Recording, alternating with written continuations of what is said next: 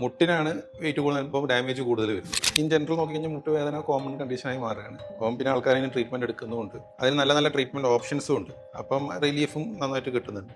ഇപ്പം വയസ്സാകുമ്പോൾ മുടി കൊഴിച്ചിൽ വരും, അല്ലെങ്കിൽ മുടി നരയുന്ന പോലെ തന്നെ തേയ്മാനവും കൂടി പെയിനാണ് മോസ്റ്റ് കോമൺ കംപ്ലയിൻറ്റ്.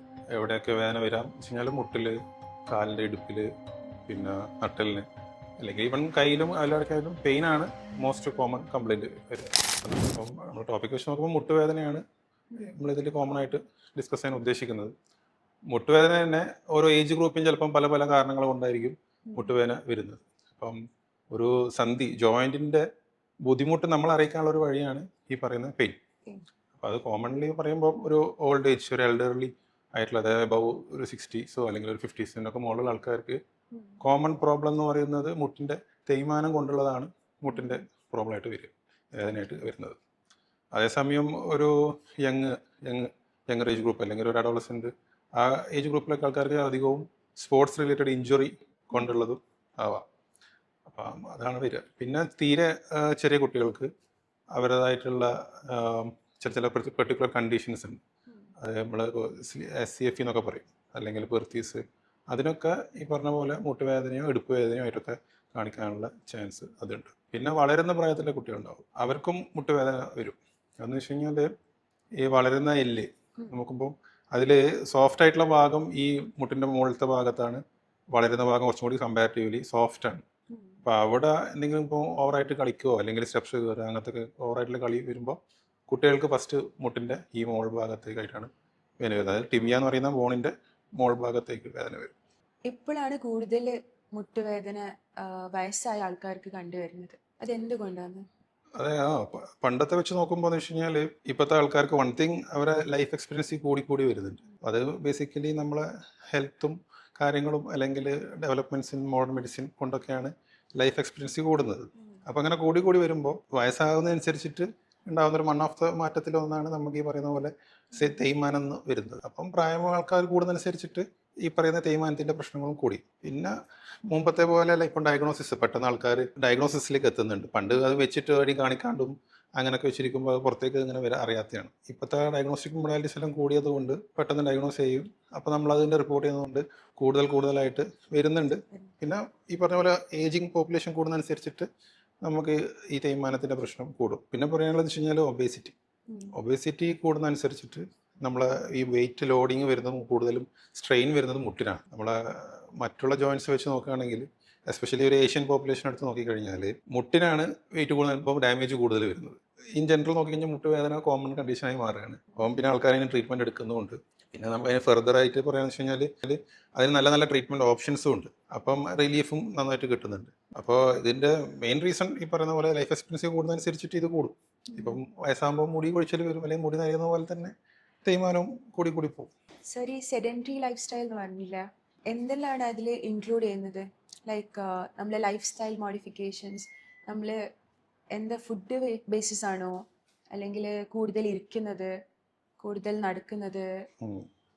നമ്മളിപ്പം ഈ സെഡൻറ്ററി ലൈഫ് സ്റ്റൈൽ എന്ന് ഉദ്ദേശിക്കുന്നത് ബേസിക്കലി ഒരു വൈറ്റ് കോളർ ജോബ്, അതായത് ഒരു മാനുവൽ ലേബർ ആക്ടിവിറ്റി അല്ല, അതായത് ഹെവി ലിഫ്റ്റിങ്ങോ അങ്ങനത്തെ ആക്ടിവിറ്റി അല്ല. ഈവൻ ഇപ്പോൾ വീട്ടിലായാൽ തന്നെ പണ്ടത്തെ പോലെ എല്ലാം മെക്കാനൈസ്ഡ് ആണ്. എല്ലാത്തിനും ഒരു മെഷീൻ ഉണ്ടാവും വർക്ക് ചെയ്യാൻ വേണ്ടിയിട്ട്. അപ്പോൾ അങ്ങനത്തെ വെച്ച് നോക്കുമ്പോൾ ലൈഫ് ബേസിക്കലി സിമ്പിളായെന്ന് വെച്ചാൽ ഫിസിക്കൽ ആക്ടിവിറ്റി വളരെ കുറവാണ്. അപ്പോൾ അതിൽ നമ്മൾ ശ്രദ്ധിക്കേണ്ട രണ്ട് കാര്യമുണ്ട്. ഒന്നെന്ന് പറഞ്ഞു കഴിഞ്ഞാൽ പണ്ടത്തെ ആൾക്കാർ നല്ലോണം ഭക്ഷണം കഴിച്ചാലും അവർ നല്ലോണം അധ്വാനിക്കും. അപ്പോൾ അവർ കഴിക്കുന്ന ഫുഡിൻ്റെ എല്ലാ ഇതും അധ്വാനത്തിലൂടെ പോകുന്നുണ്ട്. എക്സ്ട്രാ എനർജി വരുന്നില്ല.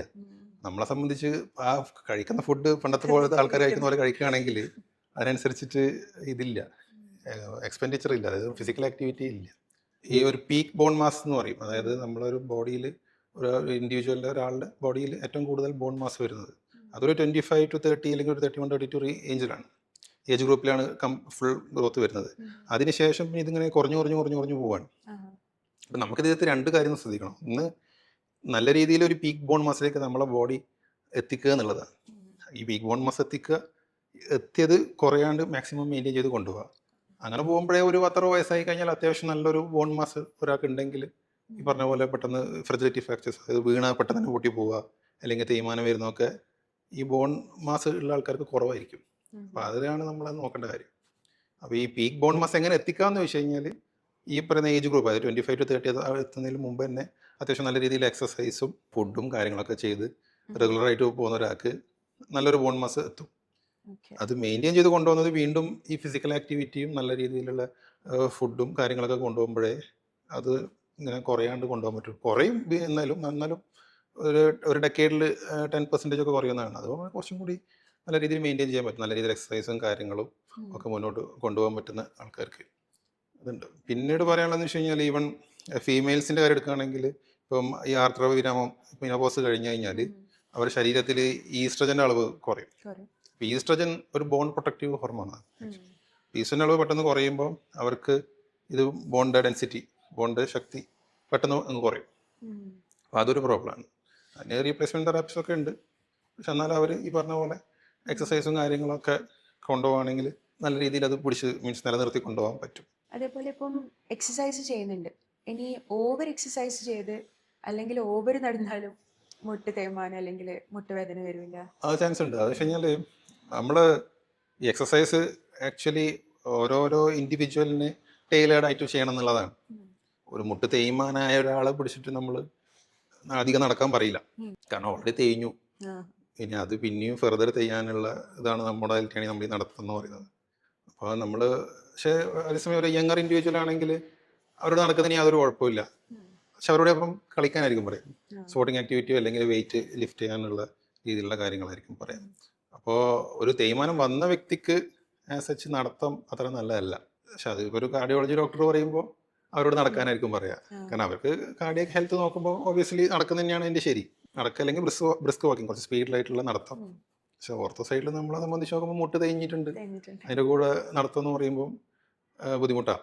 അപ്പം നമ്മളത് പ്രായമുള്ളവർക്ക് പറ്റി പറഞ്ഞ പോലെ മുട്ടുവേദനയുള്ള തേയ്മാനമുള്ള ആൾക്കാർക്കുള്ള എക്സസൈസ് എന്ന് പറയുമ്പോൾ ഒന്നെങ്കിൽ ഈ ഇരുന്നിട്ടുള്ള എക്സസൈസ് സൈക്കിൾ ഉണ്ട്, എലിപ്റ്റിക്കൽ സൈക്കിൾ എന്ന് പറയും. ഇരുന്നിട്ട് സൈക്കിൾ ചവിട്ടുന്ന അത് ചെയ്യാം. അത് പിന്നെയും ബോഡി വെയിറ്റ് ആയിരിക്കുന്ന ഭാഗത്ത് കൂടുതലായിട്ട് പോകും. അപ്പം കാലിൻ്റെ മസിൽസും ബോണിനും അത്ര വെയിറ്റ് വരുന്നില്ല. ബാക്കിയുള്ള എക്സസൈസ് മാത്രമേ വരുന്നുള്ളൂ, മസിൽ ലോഡിങ് മാത്രമേ മെയിനായിട്ട് വരുന്നുള്ളൂ. പിന്നെയുള്ള ഒരു ഓപ്ഷൻ സ്വിമ്മിങ് ആണ്. പ്രാക്ടിക്കലി എല്ലാവർക്കും പോസിബിൾ ആയിരിക്കില്ല, പക്ഷേ സ്വിം ചെയ്യുമ്പോൾ ഇതേപോലെ തന്നെയാണ്. അതിൻ്റെ കൺസെപ്റ്റ് എന്ന് പറയുമ്പോൾ ആ ബോഡി വെയിറ്റ് വാട്ടറിൻ്റെ ബോയിൻസിയിൽ താങ്ങും, മുട്ടിലേക്ക് ഡയറക്റ്റ് വരുന്നില്ല. പക്ഷെ എക്സസൈസ് നടക്കുന്നുണ്ട്, മസിൽസിന് നമ്മൾ ആക്ടിവിറ്റി ചെയ്യാൻ പറ്റുന്നുണ്ട്. അപ്പം സ്വിമ്മിങ്ങോ സൈക്ലിങ്ങോ ഒക്കെയാണ് ബെസ്റ്റ് ഓപ്ഷൻ. ഈ ഹെൽത്തി ആയ ആൾക്കാർ എങ്ങനെയാണ് എക്സസൈസ് ചെയ്യേണ്ടത്? ഏത് രീതിയിൽ എത്ര സമയം ആണ് അവർ ചെയ്യേണ്ടത്?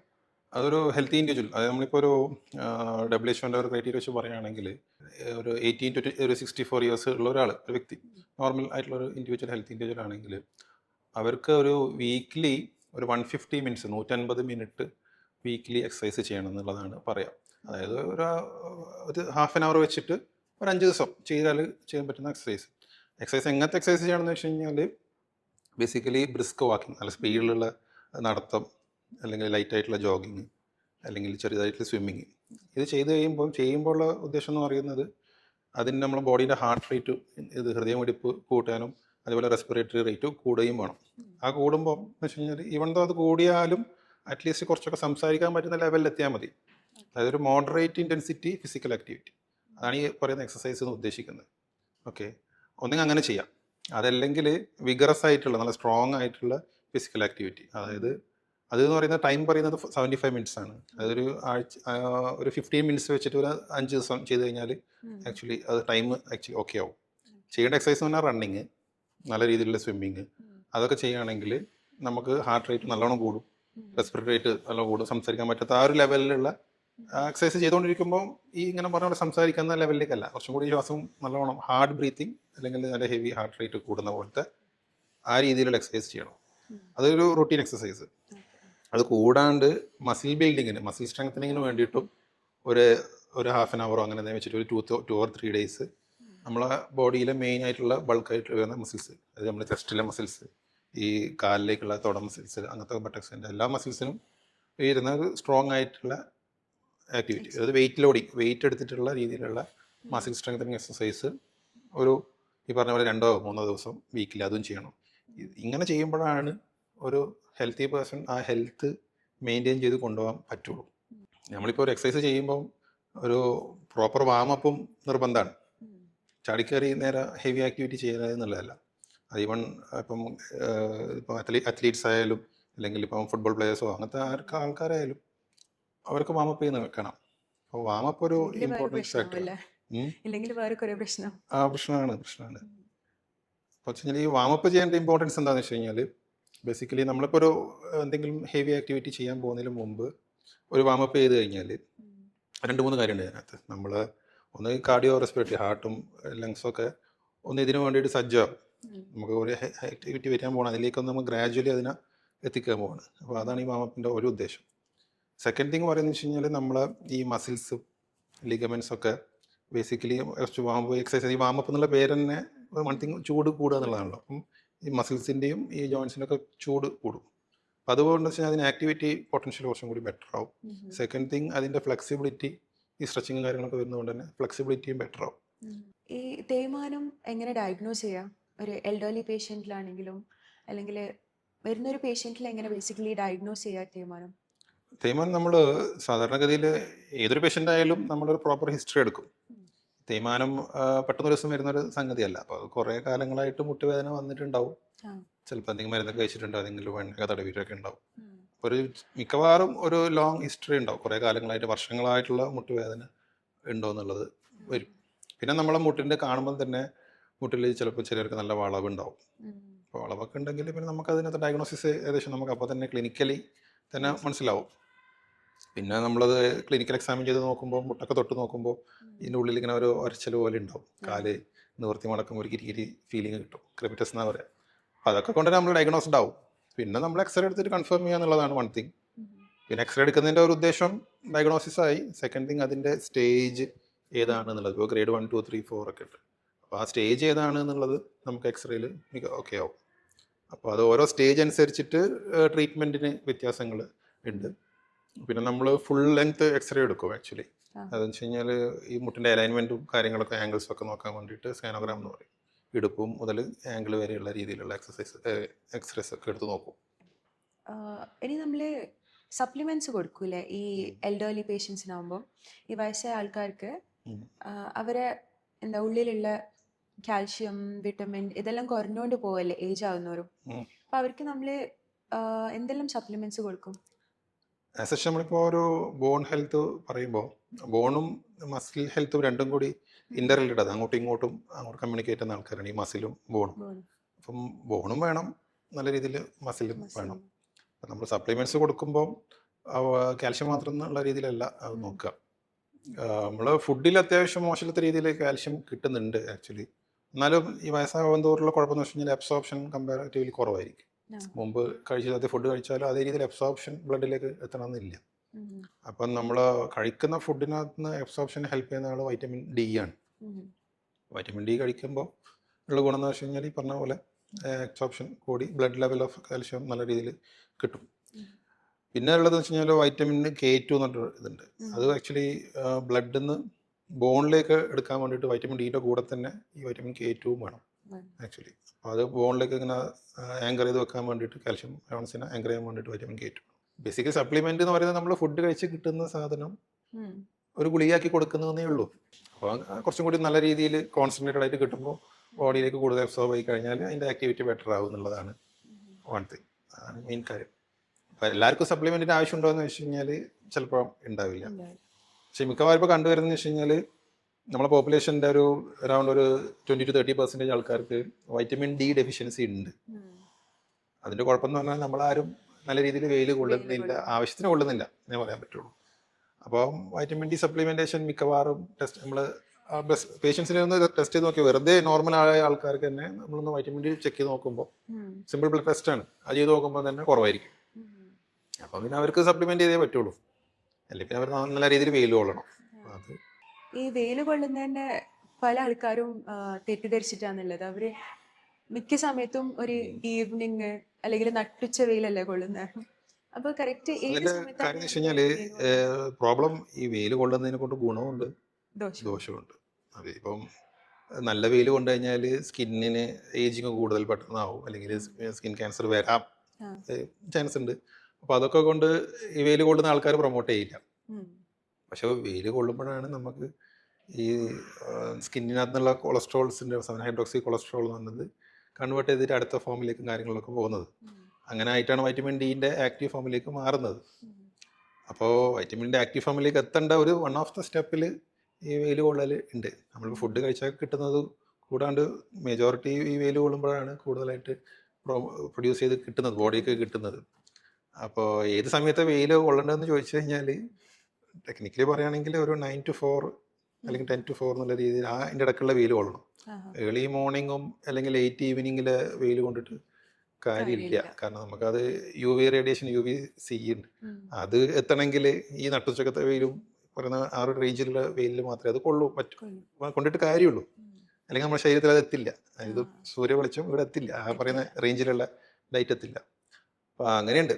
അപ്പോൾ അതൊന്ന്. പിന്നെ സെക്കൻഡ് തിങ്, സൺസ്ക്രീൻ ഇട്ടിട്ട് പോയി കഴിഞ്ഞാലും ഈ വെയിൽ കൊണ്ടിട്ട് കാര്യമില്ല, UV ബ്ലോക്ക് ആവും.